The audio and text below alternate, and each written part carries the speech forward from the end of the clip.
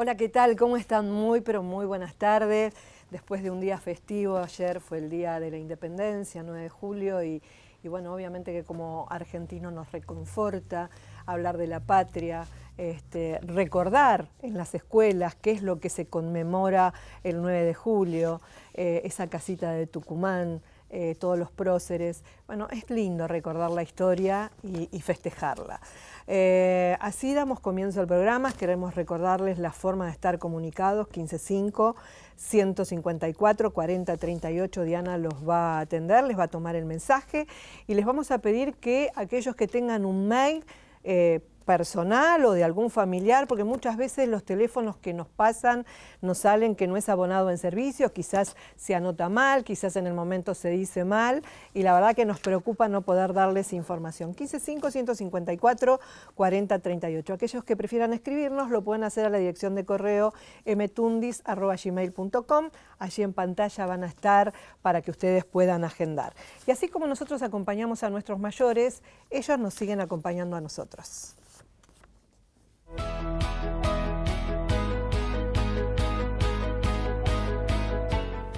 Y acá tenemos una gatita que nos está siguiendo, Platina. ¿Qué las queremos dejar? Que se quede con nosotros, Platina, que nos va a traer seguramente mucha suerte a nuestro programa. Así que es también, comparte, conduce con nosotros. Queremos recordar también otra forma de estar comunicado al 2051-4370. Recuerden, la Asociación Milta te acompaña de 9 a 13 horas y de 15 a 18 horas. Lucas, Marta o alguno de los chicos o Fernando va a estar atendiendo el mensaje de ustedes para poder responder. Son las formas de poder contactarnos y estar en comunicación.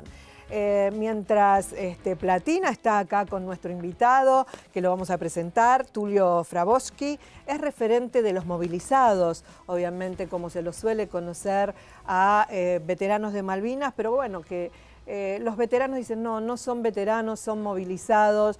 Ellos obviamente hacen su defensa. Le damos la bienvenida, lo recibimos. ¿Qué tal, Tulio? Parece ser que se enganchó, Platina. Está muy contenta. Está muy contenta.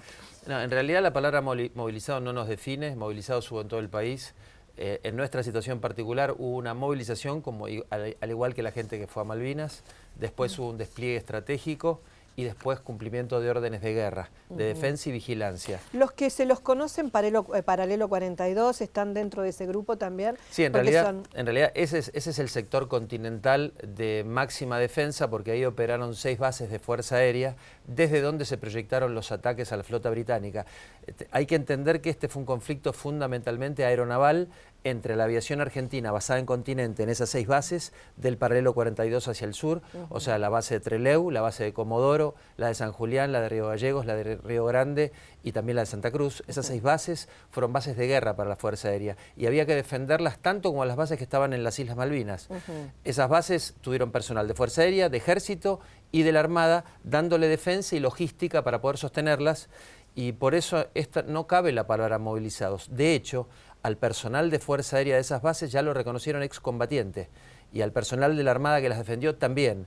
La deuda en este caso tendría que ser modificada por el Ejército, fundamentalmente, que no equiparó al personal que estaba en igualdad de condiciones, no cumpliéndose hoy el artículo 16 de la Constitución Nacional. Claro, porque en definitiva acá el problema es que en este caso las Fuerzas Armadas, al tener que enviar el listado a través del Ministerio del Interior al organismo que correspondía, que era la Comisión de Pensiones Asistenciales, de donde salían estas pensiones honoríficas, si no estaban, posteriormente al ANSES, con posterioridad, pero al no estar en los listados, no son reconocidos. Lo que ustedes están reclamando es una pensión. No, en realidad, además del reconocimiento. No, lo primero que se está reclamando es el reconocimiento que ya tienen nuestros pares dentro de las bases de Fuerza Aérea. O sea, este diploma... O sea, los que están en Fuerza Aérea sí se les reconoció, a ustedes Este es un diploma del Congreso de la Nación, no sé si querés que lo tome la cámara. Él es un compañero mío de la base de Comodoro Rivadavia. Todo el personal de esa base, que nunca salió de la base y que le dio defensa, que es de Fuerza Aérea, recibió los honores como combatiente, certificado por el Ministerio de Defensa y entregada la medalla al combatiente por el Congreso de la Nación. Sí. Esto mismo fue recibido por casi la totalidad del personal de la Armada en esas bases de la Patagonia. Falta el Ejército hacer lo propio. Por eso, en ese sentido, falló la Corte Suprema. Y es que por eso justamente yo pedí una especie de derecho a réplica. En realidad no lo llamemos derecho a réplica, claro, es explicar una aclaración, es una posición, una postura, es aclararle a la gente desde qué lugar los tienen que ver y reconocer. No, pero me refiero a un comentario que hizo, no sé quién era, si era abogado, alguien que te acompañó. Un juez. Era un juez, bueno. Obviamente no podemos ir en contra de las decisiones de los jueces porque son decisiones... No voy en contra. Quiero aclarar algo porque realmente está en algún sentido mal informado por los que han estado en la isla. Él mismo aclara en un momento que gente que está en un museo itinerante le dijo que ya hay mucha gente reconocida. Acá no se trata de cuánta gente hay reconocida, lo que se trata es de saber cuántos faltan con la calidad de veteranos de guerra ser reconocidos, porque el tema es que reúnan las condiciones. Y la Corte Suprema se encargó de aclarar muy bien, y en eso el juez, seguramente por una picardía de los actores de Arfinetti, porque quiero aclarar bien, la Corte Suprema falló 2 veces a favor nuestro, en el caso Jerez y en el caso Arfinetti. En el lapso de 2 meses, en mayo y en julio, los 2 fallos fueron favorables a la causa. El problema es que en Jerez es favorable al actor y en Arfinetti no, porque Arfinetti no reúne las condiciones de combatiente. Ellos no fueron movilizados, a pesar de haber puesto en la demanda y obviamente la Corte Suprema volcarlo en la sentencia que ellos habían sido movilizados. Eso no es cierto. Faltaron a la verdad los actores y yo los conozco. Lo cierto es que el Regimiento de Infantería 8, que tiene asiento natural en Comodoro Rivadavia, estaban haciendo la colimba durante el conflicto. No fueron llevados de Córdoba a Comodoro Rivadavia. Ellos estaban ahí y quedaron en ese asiento de paz sin estar afectado el regimiento, porque el ejército así lo dispuso. No los afectó órdenes de guerra. Distinta es la situación de todas las unidades que acudieron al conflicto, desde donde haya sido, acudieron. Fueron parte de las órdenes, parte de involucradas, claro. Participando. La palabra es participar. Por eso no se concibe que la Corte Suprema en el lapso de 2 meses falle en contra de sí misma.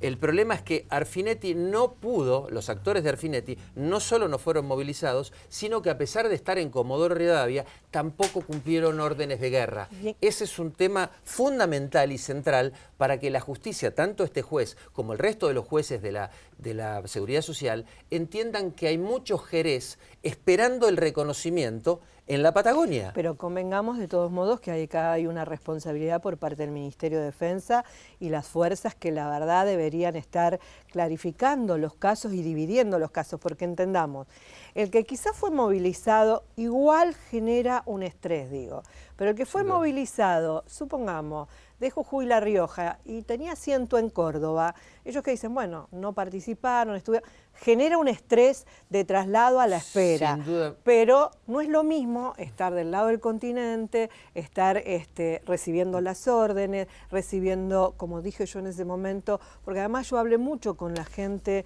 del sur que participaron, que estuvieron, que en realidad ellos se llamaban Paralelo 42, se hacían nombrar por el hecho de que recibían las órdenes, participaban conjuntamente con los barcos, daban y recibían, tenían todos los elementos probatorios, recibían a los muertos y a los que venían mutilados, o sea, eso es mucho mayor al que quizás no participó en más que una no guerra. Se trata de un grado de protagonismo, no es ni mayor ni menor. El tema central acá pasa porque haya riesgo de combate. Eso lo definió Jerez. O sea, Jerez era... ¿Qué están pidiendo ustedes ahora?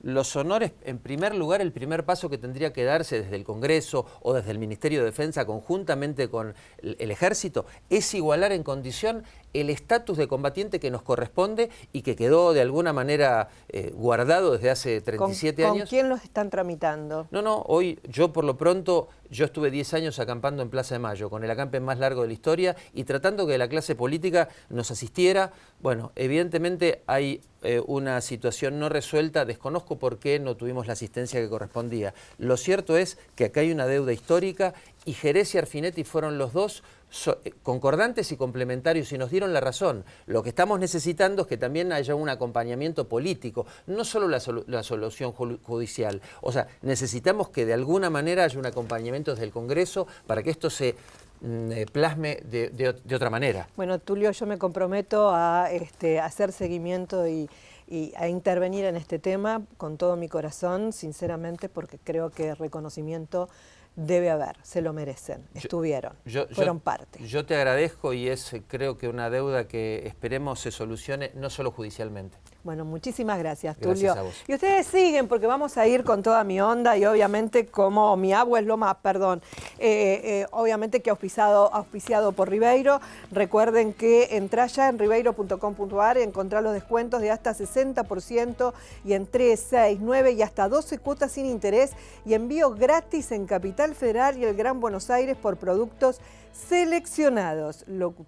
Minicuotas Ribeiro, 109 años, primero la gente. Mi agua es lo más, ahí la vamos a tener a Camila y Santiago con sus abuelos Susi, Inés, Miguel Ángel y su bisabuela Rosita. Allí están todos en la foto, tan felices de tener a los abuelos que tienen, tan buenos, tan acompañantes de sus nietos y que están siempre presentes.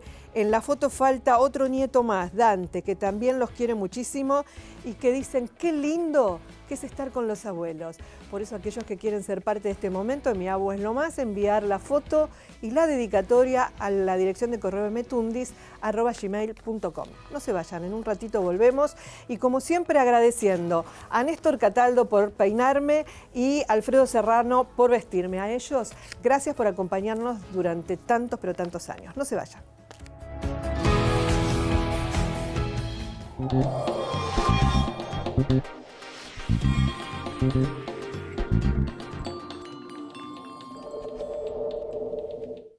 Minicuotas Ribeiro te ofrece celular Samsung J4 Core en 18 cuotas sin interés de 599 pesos. O llévalo con tu tarjeta de crédito de todos los bancos. Minicuotas Ribeiro. Primero la gente.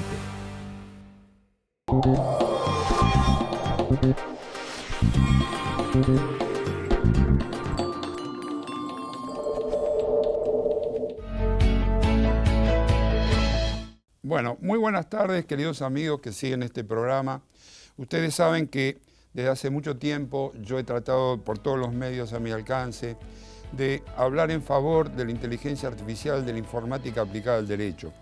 Y bueno, por esa causa, hoy para mí es una gran alegría contar acá con nosotros con Juan Corbalán, que es un experto en inteligencia artificial, que es funcionario, que está a cargo de fiscal adjunto del gobierno de la Ciudad de Buenos Aires, que además es profesor universitario y del cual yo me considero realmente un amigo porque estamos hermanados por inquietudes parecidas.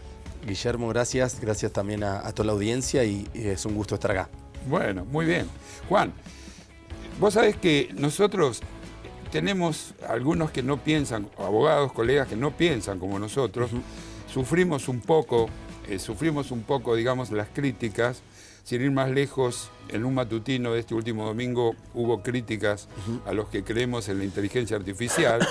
Es decir, que vos también estás acostumbrado a ese tipo de objeciones. Mira, a todos los lugares en donde viajamos, viste que vos la otra vez que cuando nos juntamos viste cómo nosotros trabajamos con un sistema que se llama Prometea y hacemos muchas cosas con el sistema. Y a todos los lugares donde vamos siempre la inquietud es la misma.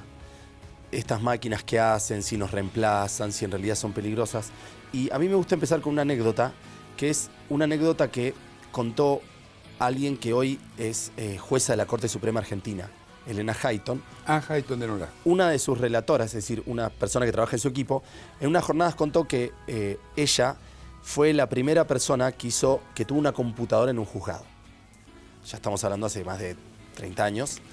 Y en un momento los otros jueces venían a su despacho y veían y le preguntaban qué era eso. ¿Para qué servía? Entonces ella le decía que esa máquina era para hacer más rápido la tarea que ellos tenían. Y en un punto era tal la resistencia que incluso, creo yo, quizás estoy distorsionando un poco la anécdota, pero me acuerdo que por lo menos la contó así, que se armaron una reunión para tratar de que la computadora desaparezca, no se instale porque ellos se habían acostumbrado a la máquina a escribir. Yo creo que esta anécdota es brillante porque hoy es Susana en la corte ella. Ella trabajaba, era jueza civil. Ah, jueza civil. Ella era jueza civil. Entonces, imagínense que todas las innovaciones técnicas, nosotros esto lo hemos estudiado en el laboratorio, todas siempre generan un rechazo. Hasta la rueda. Todas, hasta la rueda, digamos, la computadora, el vapor. La imprenta. La imprenta. De hecho, la imprenta en el Imperio Otomano estuvo prohibida 2 siglos y medio. Nadie en su sano juicio esto, yo creo que en esto, para darle la derecha a algunas personas y no ser tan crítico, siempre las personas nos cuesta las innovaciones. Siempre. Es algo inherente a nuestra especie. Exacto. Entonces nosotros siempre tratamos de decirle a las personas, mira, te entiendo. Entiendo que vos te costó adaptarte al mail, a la computadora y a esto. Pero nuestro enfoque es tratar de decirles, mira, hay muchas cosas buenas, muchísimas, como lo tuvo la computadora. Digo porque hoy en día la computadora para la mayoría de las personas ya está bastante aceptada. Es decir, cuesta encontrar una persona que hoy diga, yo no voy a usar una computadora. Claro, pero Juan, digamos, enganchando en lo que vos estás diciendo, sí. Esa gente que se queja porque ve poco humano el trato de este tema, poca humanidad, podemos decir que la humanidad tal cual hoy está ejerciendo y practicando y haciendo efectiva la justicia, se le puede hacer graves críticas más en lo que yo trabajo, en cuanto a la velocidad. Claro. Pensá que un juicio de reajuste tarda 8 años y que la persona puede llegar a no cobrarlo nunca, porque la vida no le alcanza. Entonces, en esa crítica de deshumanización, se olvida que la humanidad actual está siendo muy injusta y muy ineficaz, muy ineficiente para miles de personas. La informática lo que nos da, y vos lo debes haber probado también con Prometea, es velocidad. La justicia tiene que ser más rápida. Una justicia tardía no es justicia, Juan, lo hemos escuchado 1000 veces. 1000 veces. 8 años, un juicio que se resuelve después de 8 años, la solución nunca va a ser tan justa como si se resolviera en menos tiempo. Entonces, a nuestra gente, a nuestros amigos, le interesa también que la justicia sea más rápida, para que llegue el momento oportuno. Bueno, quizás la gente se acordará de la película Relatos Salvajes. Ah, sí. La película Relatos Salvajes tiene varios, para los que no la vieron, no estoy spoileando nada porque en definitiva... pero se estrenó hace muchos años. Gran película. En uno de los capítulos está Bombita Darín. ¿Bombita? Darín, que es Ricardo Darín, que él tenía que hacer un trámite. Bueno, él en YouTube, si alguien entra a internet, va a encontrar cómo se tituló lo que hizo Darín, que se titula en internet Reclamaciones a la Administración Pública. Así se titula hizo volar el episodio. Que claro, va y le pega con un matafuegos porque no lo atendían. Nosotros... Digo porque todo el mundo se identifica alguna vez con Bombita Darín, porque aunque uno esté en la tercera edad, en la segunda, en la primera o en cualquiera, uno desde que nace hasta que muere tiene que pasar por el registro civil, empezando por ahí, que es la primera burocracia que uno enfrenta, que es cuando nace.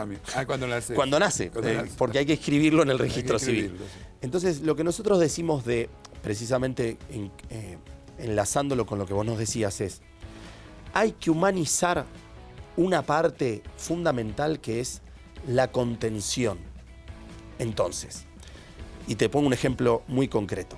Si viene una persona de tercera edad a atenderse a una oficina que necesita orientación, que quizás necesita que le escuchen, que necesita que incluso contar el problema, lo ideal es que haya una persona o un par de personas capacitadas para contenerla, pero que después detrás de escena, digamos, lo que estaría detrás del telón, existan sistemas informáticos inteligentes para que muchas veces esas cosas que pasan dentro de la administración o de la justicia se hagan más rápido. Con lo cual, esta es la clave. La clave no es yo tiro inteligencia artificial y logro entonces que sacar a las personas de la ecuación, entonces que ahora una persona de la tercera edad o un adulto mayor vaya y tenga un robot ahí que no entiende. No. Precisamente la idea es la opuesta, es humanizar la atención y acelerar la respuesta. El procedimiento burocrático. Esa es. Nosotros esto lo llamamos automatización que humaniza. Esa es la clave. Esa es la clave. Mira, a mí me surgió la idea hace muchísimo tiempo, no voy a decir cuánto por coquetería. A mí hace décadas, yo era abogado del ejército y nosotros nos ocupábamos de resolver las excepciones al servicio militar. Bueno, ¿Qué pasa? Y es un proceso que a vos por ahí te ocurrió. Cuando uno ve 1, 2, 1000, 10.000 veces un caso, Ajá. en tu cabeza se forma un circuito lógico que dice esto va por aquí, va por allá, ¿no?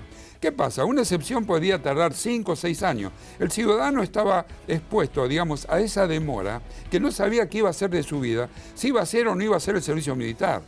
Entonces, es un problema burocrático o judicial resolver si ese hombre se tiene que incorporar o no. Una cosa es hacerlo en 8 años, en 6 años, y otra cosa es hacerlo en 1 año. Y a vos te pasa algo similar con el planteo que me estás haciendo, frente a la demora que sufre el usuario, el ciudadano, cuando necesita algún servicio. Lo que contanos pasa... algo de, Mirá, Guillermo, de Prometea. Digamos, todas las personas, así voy a tu punto, es decir, ¿qué es lo que le reclama? Esto lo midió el Banco Interamericano de Desarrollo en un libro. ¿Qué es lo que reclama el ciudadano frente al Estado en toda la América Latina? Celeridad, velocidad, agilidad. Es decir, no perder tiempo, que es lo más preciado que tenemos todas las personas y mucho más las personas que son adultos mayores, quizás. Por supuesto. Entonces, acá la clave es que, como el sector estatal se preparó con tecnologías de la época, antiguas, digamos, computadora, impresora, antes máquina de escribir, está preparado para que los datos que componen un documento, los documentos que uno después le manda al ciudadano, el dato tiene que ser buscado siempre por la persona. ¿Querés que te dé un ejemplo? Imagínate que estamos trabajando así las personas lo pueden ver esto. Imagínate que somos compañeros de oficina y nosotros tenemos que resolver un trámite de una persona. La persona nos presenta el trámite, entonces lo reciben en una oficina. Le hacen cargar datos, le piden datos. Esos datos después la persona me lo pasa a mí en un expediente y yo para hacer mi trabajo tengo que volver a cargarlos. Después yo te lo paso a vos porque vos te tenés que ocupar de otra cosa y haces lo mismo. La inteligencia artificial, así la gente lo ve bien claro, ¿qué permite? Entre otras cosas, permite que si un dato entró por acá, no vuelve a cargarse. Lo tenemos todo. ¿Qué hace el sistema inteligente? Lo pasa de acá, acá, acá y a 40 organizaciones. Entonces, al tenerlo todos, ¿qué hace? Haces el documento de manera más sencilla. ¿Por qué las burocracias son lentas en general? Porque es la lógica consecuencia de tener un sistema de tecnologías que lo que hacían era reproducir la burocracia impresa, que era, yo cargaba un dato, te pasaba el expediente. Entonces, en general, las organizaciones estatales son como cadenas de burocracia de una oficina a la otra para chequear muchas veces los mismos datos. ¿Qué es lo que vos decís? Es el mismo documento que yo tengo que hacer una y otra vez, y que solo le cambio datos. Cuando ese documento, vamos a poner que llegaba a mí, que yo era el abogado que tenía que resolver, a su vez, yo tenía que analizar lo que me pedían en función de una cantidad de dictámenes, precedentes, fallos, lo que fuera. Lo tenías que ir a buscar. Que era manual. Es decir, Prometea se mete en el tema ese. Claro, un sistema inteligente como Prometea, porque por ahí la gente no lo conoce y por ahí es difícil explicarlo rápido, pero en criollo sería, si hoy en día una persona puede agarrar su celular y decir, ¿cómo va a estar el clima mañana? Y el celular te contesta, vos podrías decir, como abogado dentro del Estado, quiero saber si este caso funciona. Ya fue resuelto así o fue resuelto así, y la máquina te va a contestar en 2 segundos si fue resuelto así o no fue resuelto así. Entonces te ayuda. Te contesta la pregunta clave y te puede dar el documento. ¿Tenés esperanza de que eso se solucione o no tienes solución? No tenés esperanza. O por ejemplo te podría decir, tenés esperanza y además te doy el modelo de respuesta que vos tendrías que utilizar. Entonces le dice, acá está el modelo de respuesta, que puede ser un formulario, un documento, un dictamen, una sentencia, una demanda. Es decir, lo que la gente, para la gente que no es abogada, es los abogados solemos reflejar todo en documentos legales. Seguro. Bueno, entonces la idea de la inteligencia artificial es que nos ayude a que esos documentos legales se hagan de manera más rápida. De manera que hay 2 aspectos. Uno de procedimiento, que el no repetir lo que ya se hizo. Exactamente. Y otro de resolver, asesorar, aconsejar, anticipar, predecir. ¿Qué puede pasar frente a un determinado planteo? Pero eso es muy útil. Muy útil porque además mucha gente piensa que la idea es que se reemplace el humano. Y la idea es precisamente la opuesta. Imagínate, Guillermo, si vos tenés que asesorar a una persona, la máquina te puede decir algo, pero vos después podés analizar lo que te dice la máquina y pensarlo y agregarle valor humano. Te lo agradecemos infinitamente. Muchas gracias por invitarme y saludos a la audiencia y me encanta el programa. Muy bien. Adiós.